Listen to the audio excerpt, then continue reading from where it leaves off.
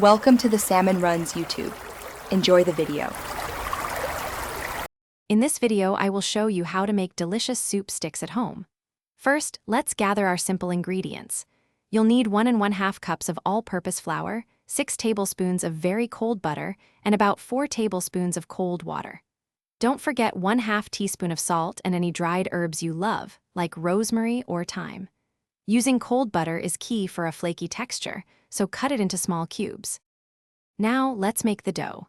In a large bowl, whisk together your flour and salt.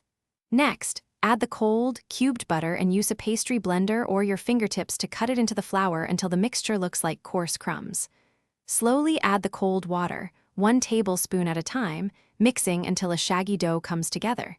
Knead it gently for about 1 minute, then wrap and chill for 30 minutes. With your dough chilled, it's time to shape our soup sticks. On a lightly floured surface, roll the dough out to about 1/8 of an inch thick.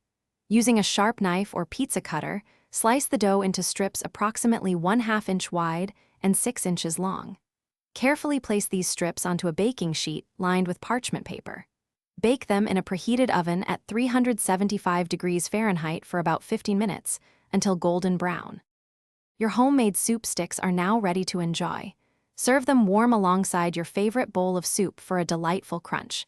If you have any leftovers, simply store them in an airtight container at room temperature for up to 3 days to maintain their freshness.